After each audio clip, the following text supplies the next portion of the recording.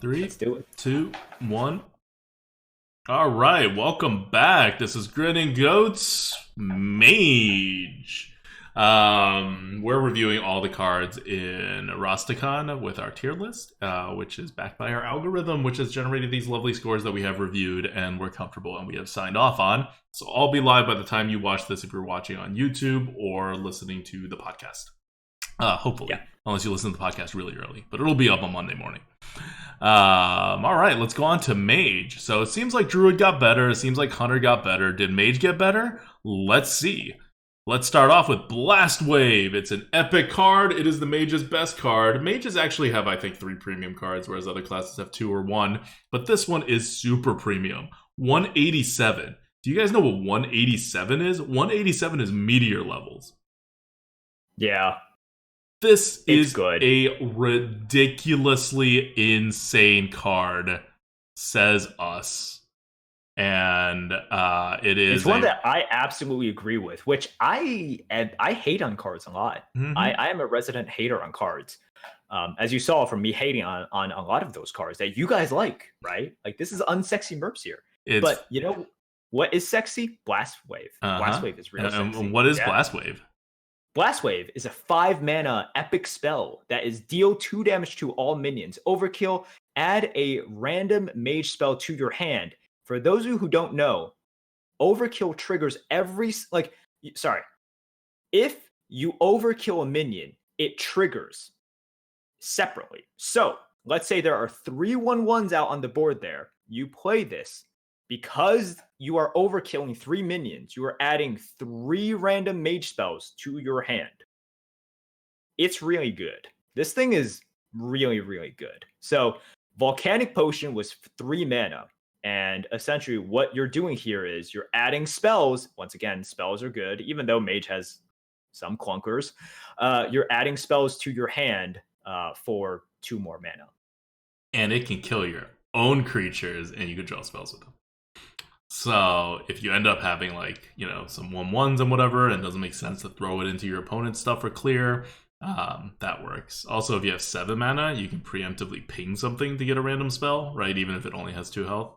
There's so many ways to make this work. Yeah, so we have it really high. Could it be dropped? Maybe we figure out it's more clunky than we think it is. Maybe. This is it's a very hard card to really get accurate in the algorithm, and so a part of this card is not actually algorithm. It is a couple of assumptions we made, so it's definitely tweakable, but we're starting it off pretty high.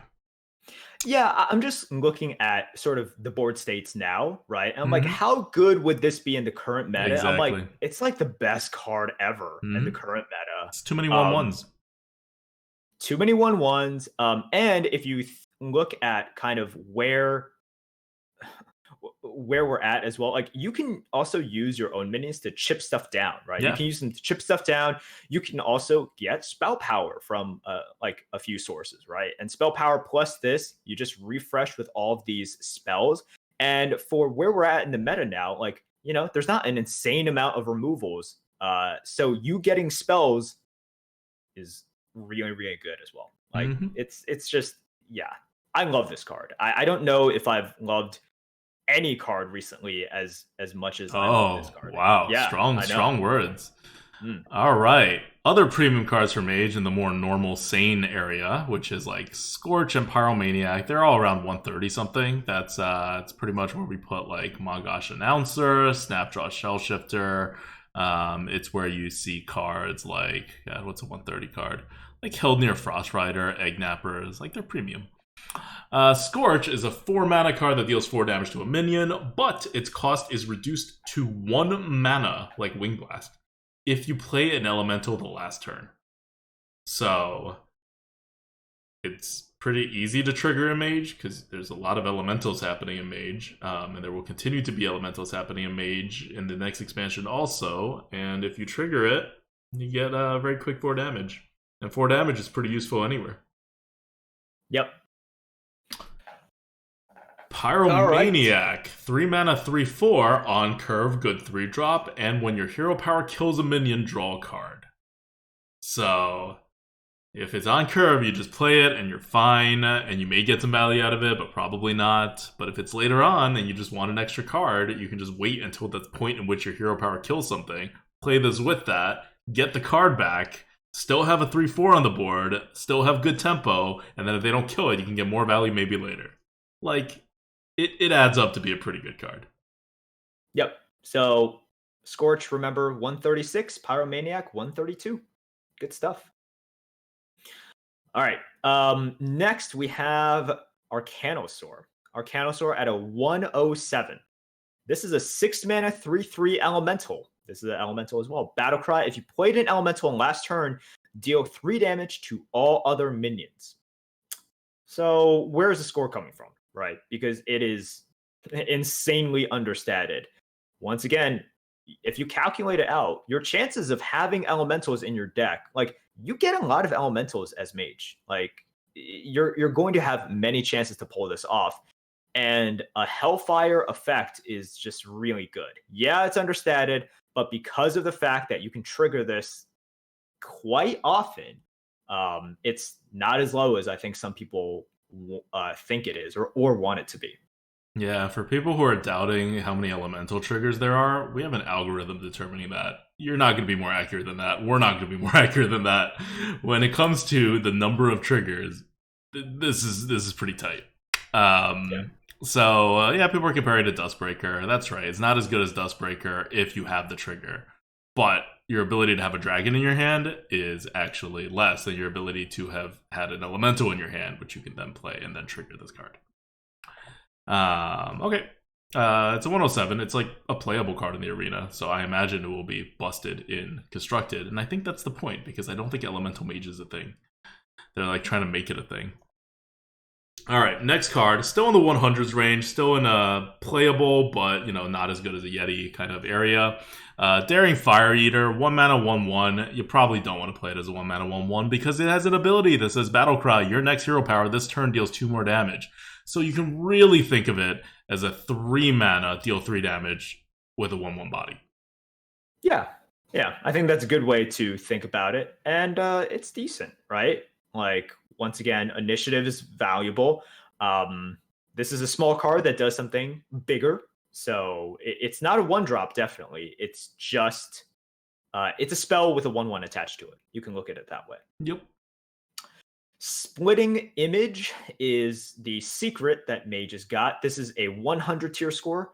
And the secret says, when one of your minions is attacked, summon a copy of it. Whew. Oh boy, man.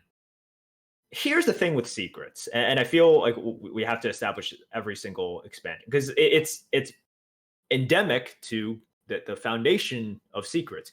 The first question you ask whenever they come out with a secret is, does the secret matter? As in, does it change the decision tree that I have to go down, right? In order to kind of like whenever they play a secret. And this is going to be really annoying. Like, this is going to be really, really annoying in terms of, because not only does it slightly change your decision making, we established as well, this is the meta in which you don't like leaving stuff up, right? You really don't like leaving stuff up there. And at the same time, now if you're a mage and you look at some of these like beefy taunts, you're like, oh, this is pretty good. Like, as a hunter player, I see something like this, I'm just like, God damn, I'm gonna lose to this like an insane amount of times. Because these days, especially when you're facing mage, you're not very comfortable letting them hit your face because Pyroblast is everywhere and explosive runes are everywhere, and a lot of mages are pretty aggressive even without the mana worms. So yeah, it's gonna be potentially problematic. On the bright side, it is epic. You're not going to see it too much. Depends on where it's bucketed. I have a feeling it will be bucketed pretty high for what it actually does. So it'll probably not be a good proposition to play around. Well, here's another difference, right? Whether you play around or not has to do also with player choice. And players will like this card because people like new cards. And this card has uncertain value. So players will be able to justify it in their decks a lot. So I don't know. It's certainly going to give me a headache. All right, so that is it for Splitting Image. Next, we have Spirit of the Dragonhawk. 2 mana, 0/3, stealth for 1 turn. Your hero power also targets adjacent minions. I like this card. You know, it's a good card. I was actually a little bit surprised that it was only, a Only a 91. 91. Only a 91. But once again, takes up a card. If you're kind of locking yourself into hero powering, right? Like on the first turn, are you getting the necessary amount of value? No, not really, because it costs a card for that as well, right? It costs a card and you need to hero power. So it's like 4 mana for a worse arcane explosion. And then you have to do it the next turn. And then you're kind of there. You're kind of there. So you have to do this like a decent amount of times in order for this to actually be like really worth it. And it's a good effect. I like the effect. It's nice. But once again, it's just not that high because of like how much you have to pay in order to actually get value out of it. Yep. I don't have much to add to this. The second turn, it's no longer like secret. Like your opponent knows what you got with your hero power, and to the extent they can do it, they'll play around it a little. I think it's a little high if anything. Like keep in mind, 4 mana to deal like something that a 1 mana card would normally do is a pretty big upfront payment. Right, like if you compare this to the Druid one and compare that to Mortal Coil, that's 3 mana to get the same effect in the beginning. So that one front loads a lot more of the value than this one. This one has more of a backloaded value, but the backloaded value is uncertain because your opponents can set up a board in a way that doesn't allow you to take advantage of it. I don't know. I'm pretty low on this card. I think it'll probably be even lower than a 91, but that is where we have it right now. Yeah, so let's see what happens with it. Now, Elemental Evocation is our last card. It's a 45. Don't pick it. It'll be in the 7th bucket. You won't see it anyway. You'll look at it. You won't want to pick it. It'll all work out.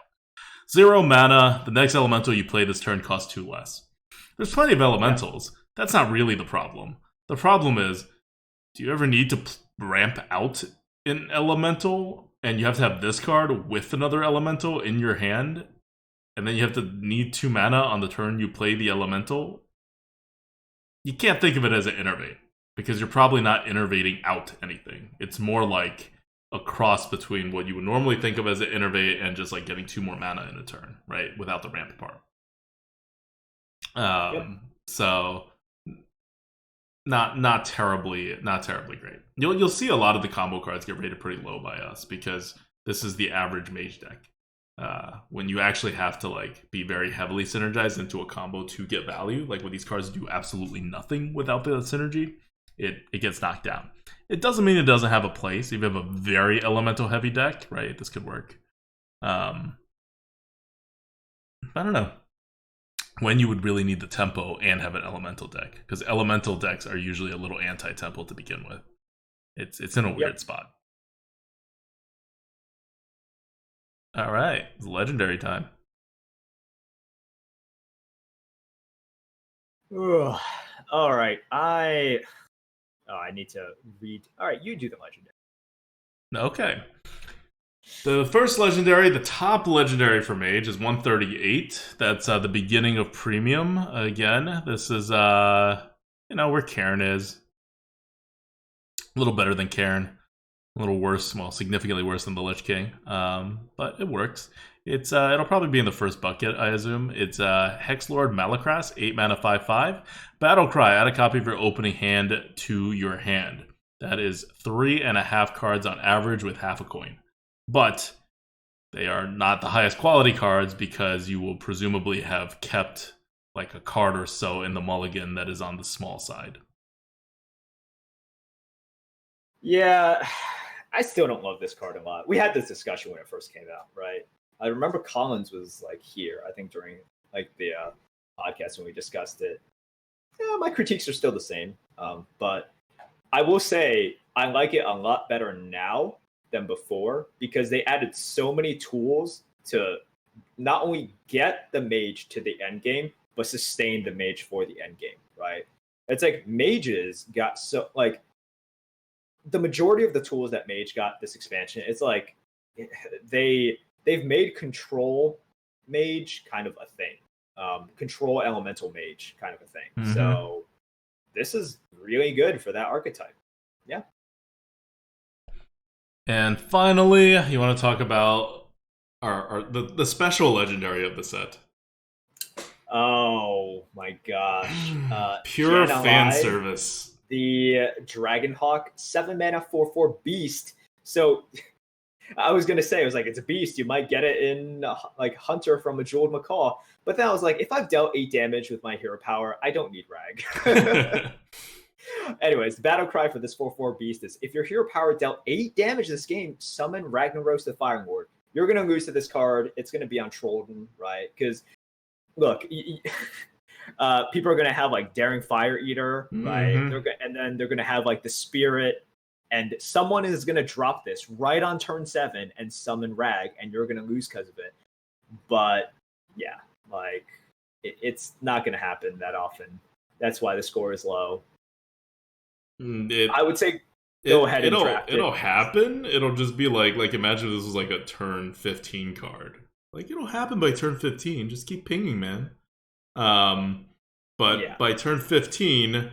Your 7 mana is probably just going to be a Rag, a 4/4, and a ping, and you would have missed like a whole turn of tempo because you were top decking and couldn't play the card until you got enough pings let out. Right. So once again, it is sexy to think about all the new cards. It's like, but Daring Fire Eater, but like the Spirit, and it's like, first of all, you got to draft them. Yeah. And second of all, like, oh man, you got like, you're not going to get like fill your deck with those. And also, if you fill your deck with those, you're not in a good spot. Yep. And if you don't have those, which is the most likely scenario, 8 pings. Oh man, that's a lot of pings, dude. And you know what you get if this triggers? You get a 4/4 and you save 1 mana on Rag. That's like not the best synergy. Yeah. Like it is a good synergy, but your investment into it is like it just comes out so slow without like actual synergy cards. But yeah. That's it for Mage. I think Mage is. You mentioned that like Control Elemental Mage is like being made. They're making that into a thing, and I really like. I think it's more. The Elemental Mage with Scorch works. The Pyromaniac with anything that deals with hero power works. Arcanosaur builds in with more elementals. Blast Wave just generally good. Board cleary card. Daring Fire Eater builds in with the Pyromaniac, and then Spirit of the Dragonhawk builds in with that. It takes Splitting Image out, and you have a very network kind of set coming in. And when you have the bucket system and a very network kind of set coming in, you're going to be able to build some decently synergized decks because all of these have also support from prior decks. Right, like from prior sets. So it's not just relying on Rastakhan, the missing set, to do things. It also relies on a lot of Ungoro. So I think it has a higher chance of working than something that's purely like the Hunter Beast like control thing. And that's why a lot of these cards are rated pretty highly. And also a lot of these cards aren't purely like Arcanosaur aside. The rest of these just kind of work by themselves, even if you don't synergize them with anything. So they're all very draftable. They don't screw you over if you end up missing your deck. You can take them early in a draft, not just late in the draft, and then lean into it. They're very draft-friendly kind of cards, assuming they're correctly bucketed. Yep. Yeah. And that's Mage. Why don't you end us with some shout-outs before we move on to Paladin? All right. Once again, thank you to all of our Patreons for their constant and consistent support. If you guys want to give us money, which I'm a fan of, go to patreon.com, search us up, Grinning Goat. But shout out to our top sponsors, or top Patreons, 4P, Afro Ninja TB, Brand New, Ingo, Kirby, Talon, Trash Bear Bites, Zeruvi, Eric L, RV Night Train, and Shep. Thank you guys, and see you in the next video for Paladin. Okay, I want to give one more shout out to Arena Drafts, because if you guys are listening to this... That was the next video. Okay. Oh my God, you're messing it up. I want to make sure that people are using Arena Drafts once this expansion kicks off, because that's how we gather bucket data. Like, if you guys look at this right now, it all says unknown, because we don't know, because Blizzard didn't tell us. And the more data they have, the more they figure it out, along with Taro, who helps out, who helps ZD Man in the arena drafts setup. So do that. Like, we use it when we're drafting. They use the Life Force tier score. It'll help the whole community out. So thank you guys, and we'll see you in the next video. Thanks, bye.